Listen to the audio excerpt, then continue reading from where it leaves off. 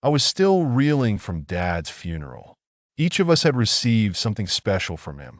My sister got one of his rings, my brother got his collection of vintage vinyl, and I got his classic Mustang.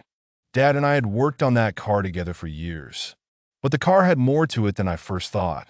Get a cup of coffee and settle down, because this story is inspiring from start to finish. Don't forget to like and subscribe for more inspiring stories. After the funeral, I drove home in the Mustang. The familiar rumble of the engine was comforting, a reminder of all the hours Dad and I had spent working on it. As I turned onto my street, I noticed a cop car following me. He didn't have his lights on, so I kept driving, assuming it was just a coincidence. But as I pulled into my driveway, the cop car did too. My heart started to race. What could this be about? I parked the car and was about to get out when the officer rushed up to me. "Stay in your vehicle," he shouted, his hand resting on his holster. "What's going on?" I asked, my hand frozen on the door handle. My mind raced with possibilities, but none of them made any sense. "Open your trunk now," he demanded, his tone leaving no room for argument. I blinked, confused. "Why? What's happening?" "Just do it," he barked, his eyes hard and unyielding. With trembling hands, I reached for the trunk release lever. The trunk popped open with a click, and the officer pushed past me, heading straight for the back of the car. He lifted the bottom lining of the trunk and started rummaging around. His back was to me, so I couldn't see what he was doing. "You thought you could get away with this," he said, his voice dripping with accusation. "What are you talking about?" I stammered, my mind racing with fear and confusion. "I'm not talking to you." He walked directly to the car, lifted the divider at the bottom of the trunk, and pulled something out. The officer's body blocked my view, and I couldn't see what he was holding. I felt cold sweat trickle down my spine. What could possibly be in my trunk? I leaned out of the window, trying to get a better look. "Officer, I don't understand. Can you please tell me what's going on?" Still ignoring me, the officer took a step back, revealing what he had found. In his hand was a small black box. It looked old and worn, with a faint symbol on the top that I didn't recognize. "What is that?" I asked, my voice shaking. The officer finally looked at me, his expression a mix of anger and something else. Maybe disbelief? "You really don't know, do you?" I shook my head, completely lost. "No, I have no idea. I've never seen that before." The officer narrowed his eyes. "You expect me to believe that? It's the truth." I insisted, my voice rising in panic. "I just got this car from my dad. He left it to me after he passed away. I don't know anything about a stolen item." The officer studied me for a moment, then seemed to soften slightly. "You said this car was your dad's?" "Yes," I said, nodding vigorously. "He and I worked on it together for years. I only drove it home today after the funeral." He glanced down at the box in his hand, then back at me. "And you really have no idea who I am?" "Look, officer, if there's anything I can help you with, I will. But I swear I have no idea what's going on."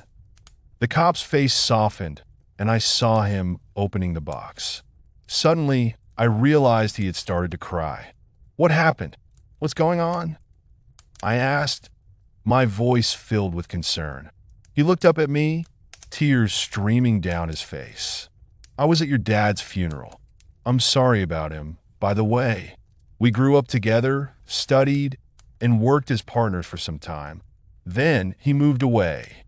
At that moment, I remembered seeing him at the funeral, holding a letter in his hand. "A lawyer came to me and handed me this letter," he said, taking it out of his pocket. "Your dad wrote that I was the one who helped him overcome his mom's death when he was a kid." He handed me the letter, and I began to read, "Jonathan, I know we haven't seen each other in a while. Life is strange that way. Those closest to you can be the ones you see the least just because you're each on your own path. Still, I've missed you a lot, old friend. I'll never forget all the support you showed me when my mom passed away. You know, I felt ostracized back then. I was the kid without a mom, but you never let me be alone, and for that I'll always be grateful. I kept all the toys you gave me, even the sweets. I'm a little embarrassed to say. I could never get myself to eat them. They meant too much to me. I know I'll be passing away soon. I just couldn't beat the cancer, but I wanted you to have the box with the toys. It's in my old Mustang that I'm leaving to Bill, my oldest. If he doesn't bring it to you, he must not have found it yet. Show him this letter. It's hidden in the trunk for safekeeping. All the best. Your pal, Arnie. Jonathan showed me the box filled with toys, sports cards, letters, and old candies. I could see the history and love in each item. When his mom died, he became so quiet and sad. Jonathan said, his voice soft and reflective. I wanted him to get better. I wanted my friend back. So, I gave him my favorite toys. We played with them, cars, even candies, which, as you see, he never tasted. He just enjoyed having them. I felt a lump in my throat and tears welling up in my eyes. The box, the letter, the memories, it was all so overwhelming. He never told us about this, I said, my voice cracking. I had no idea. Jonathan nodded.